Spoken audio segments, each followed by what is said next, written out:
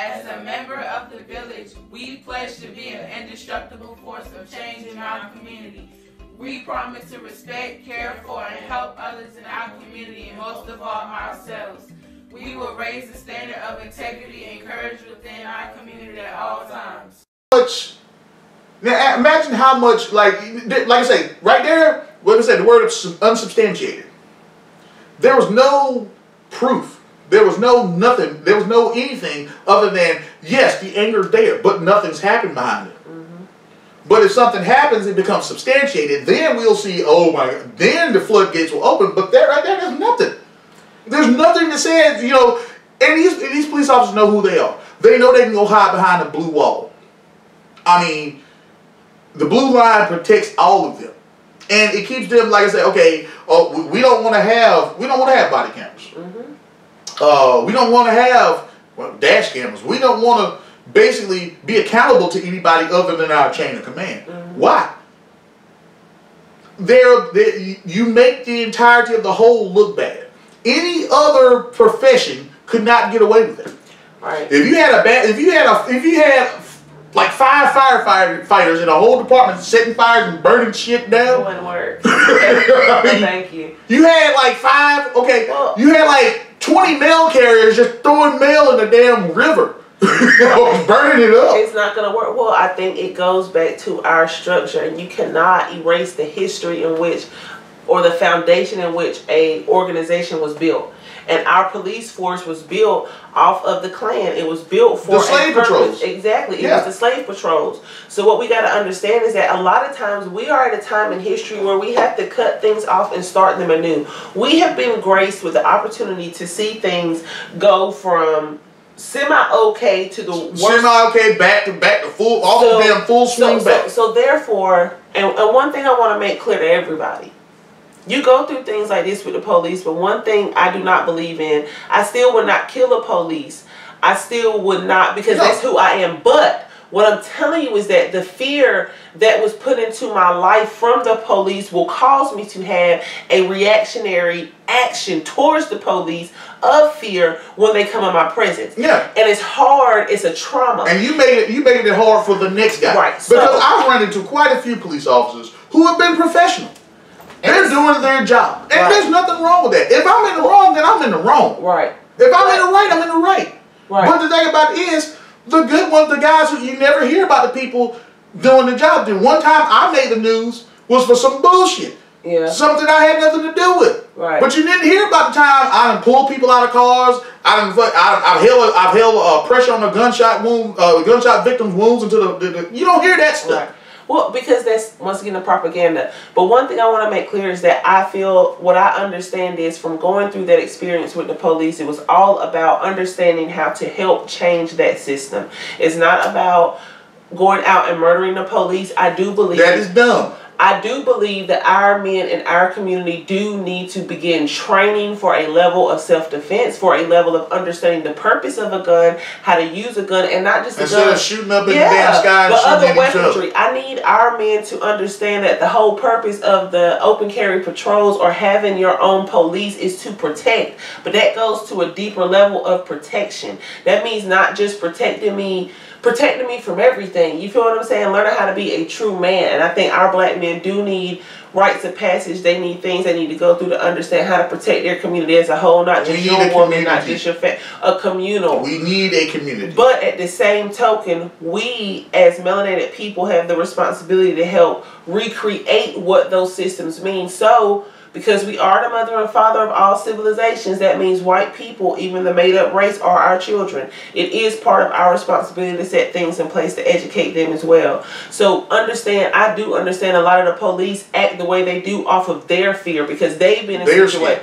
They're scared. I get that. They know what has happened, what has transpired, and like I said, you are waiting to reap that. Right, but when you live in fear and you don't have a discernment, and that's one thing why we have to look at The shifts our officers are working, the pay they're getting, because literally after working 17 hours, you're legally drunk. How many officers work 17, 18 hours? They're drunk on the job. Like legally. I can only work legally 14. You feel what I'm saying? So there's a lot of different aspects. The trauma they go through. After you see somebody killed, hurt, shot, murdered, you know, some of the grotesque things that you do see out of the 1%. Yes, when you see the worst, you start to see everybody as the worst, and then you treat them as the worst, and then you create the worst. So they have, it has even social workers, teachers, everybody's burned out, and it has to be a point of Greg Braden, a wonderful teacher and scientist, has the Heart Math Institute, and it is a place where they are actually doing training for police officers, social workers, to say that is a part of the core of America's problem with their ethical morals and standards.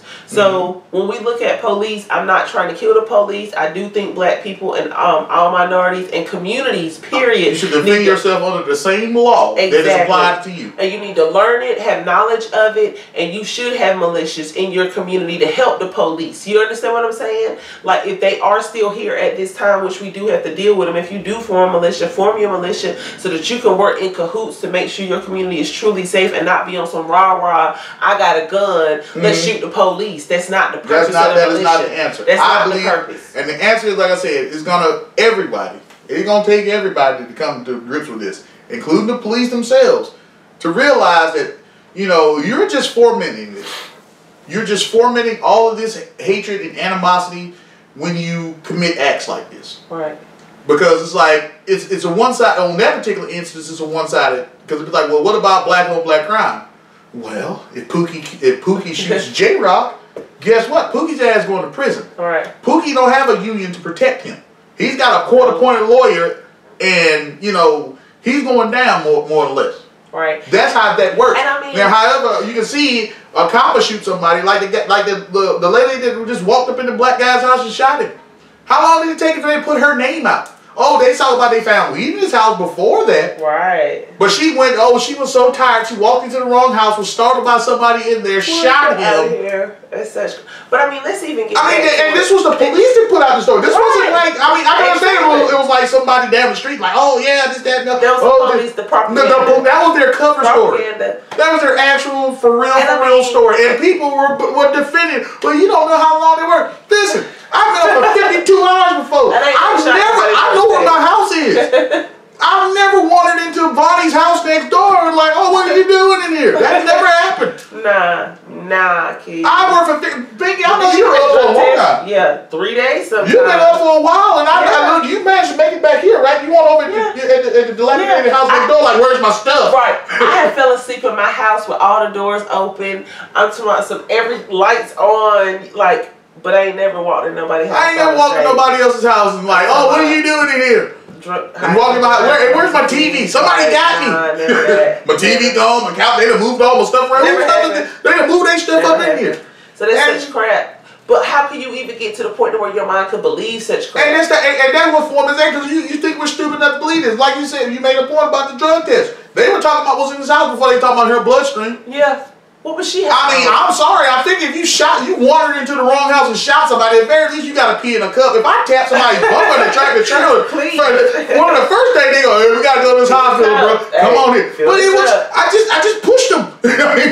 Come on. Let's get it. Let's get it. I have a Class A CDL. But I mean, you know, this is what I have to go through. And you told a gun and can go in that run, and they're like, okay, don't worry about it. We didn't even know Lay's name. Right. And I kind of get the whole point about not giving her name, because in the case of vigilante justice, but my thing about it is, how often does that happen?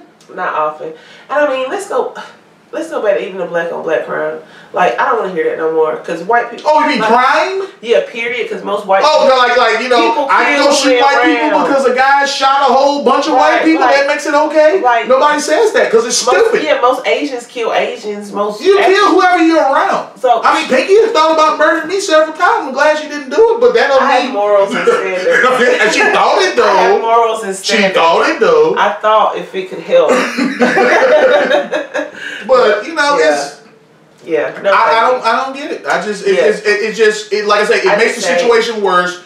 You look at the community looks at this as like, okay, that's crazy. You got people defending this chick. Yeah. That's what gets me. I don't care the worst of it. The guy that Michael Slater, who shot that guy down in South Carolina, shot him in the back. You see the guy running away, and you see him shoot him in the back. You see him pull out a gun and just empty it to the man. It's like, oh, well, he was in fear of his life. How the fuck are you in fear of your life? I'm sorry, I ain't supposed to cuss. We're supposed to, we're supposed to do this on the AM radio. I got curved here. But how the fuck do you say somebody running away from you? Oh, I was scared. There's a motherfucker running to you. Okay, all right, cool. No, thank you. I'm allowed to empty a clip into somebody if they come running at me. We have got to focus on my arm. We are filled up with so much trash that you can't even recognize trash when you see it. And not nobody told you. It's over. His story was, okay, the guy, he tased the guy ran off, he had his taser, and he about to turn it on him, and he shot him.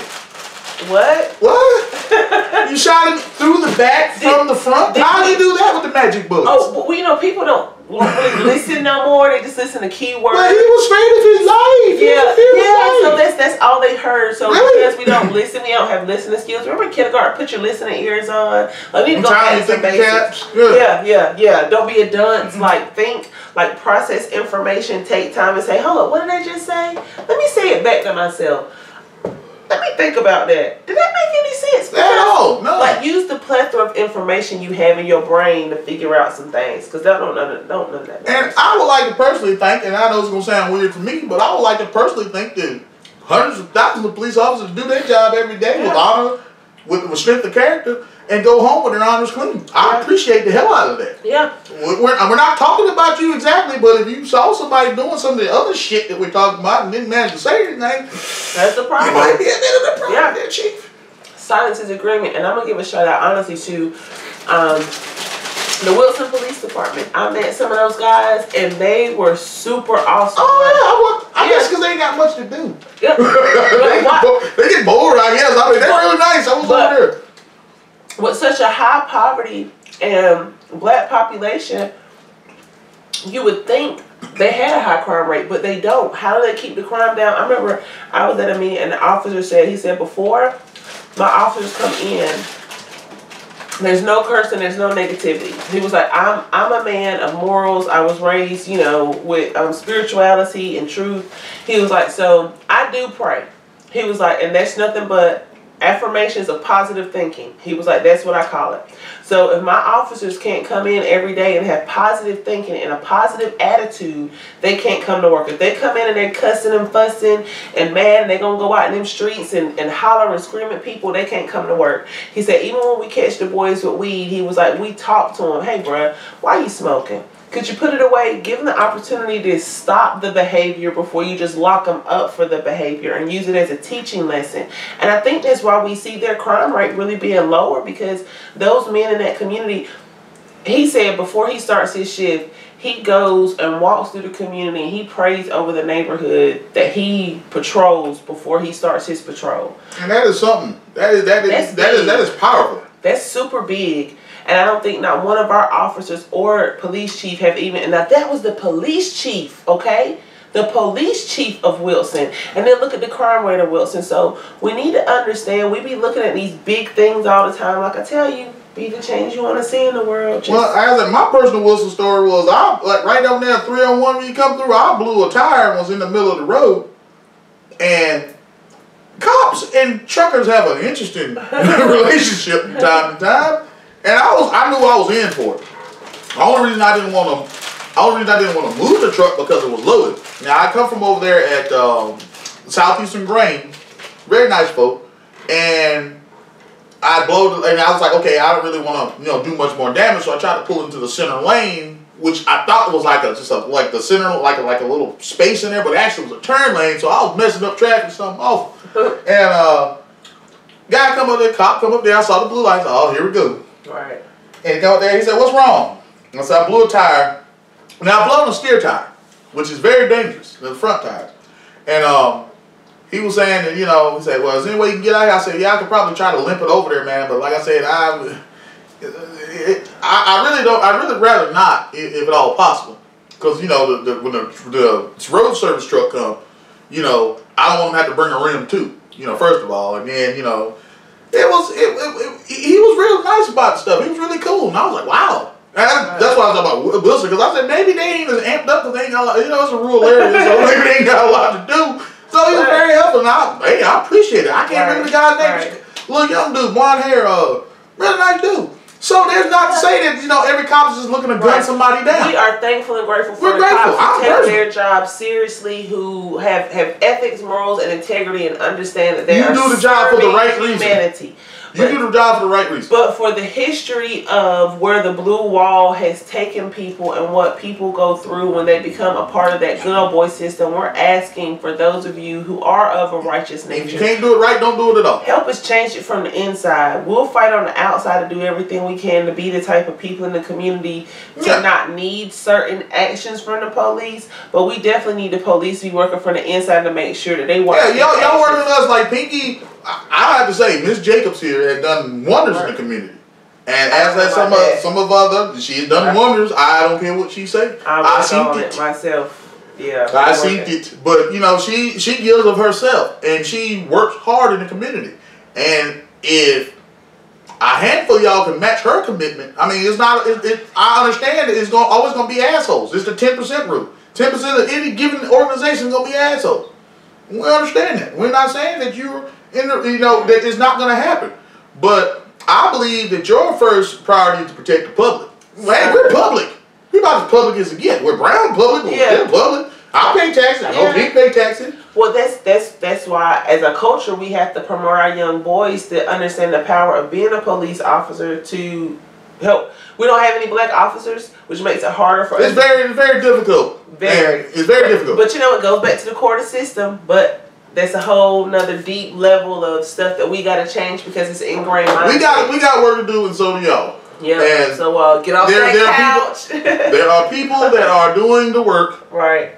On our side, I mean, we're not going. All of us together ain't gonna make a dent in it overnight. Right. Just like I'm pretty sure you're not gonna have, like, the average police officer doesn't have a say in what asshole they decide to hire that day, or month, or week, or year, or whatever. No, we understand, and hopefully there's understanding both ways. Right, but we gotta make it happen.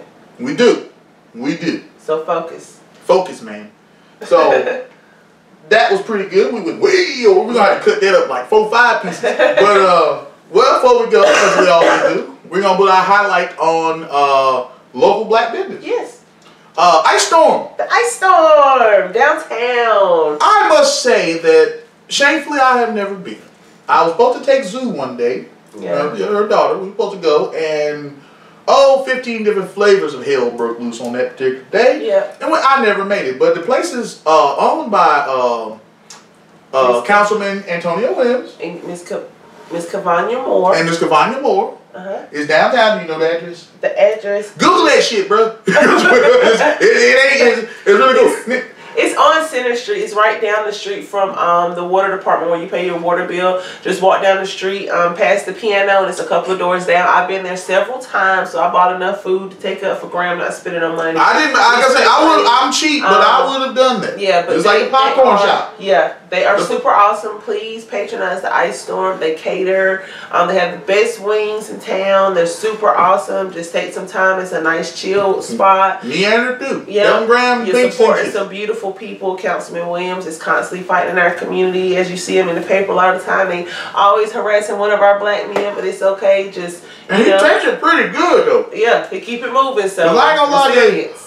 Somebody talking about they afraid of me and stuff like that, and came at me with some bullshit. I allowed to slap that bitch for president. I'm just saying. You would have slapped her. I'm not gonna slap that bitch. I ain't did shit. Yeah. Bitch. Oh, that's a whole other show. That's a whole other show. But I'm just saying. We'll be back. You're doing a great job there, Councilman Williams. Yeah.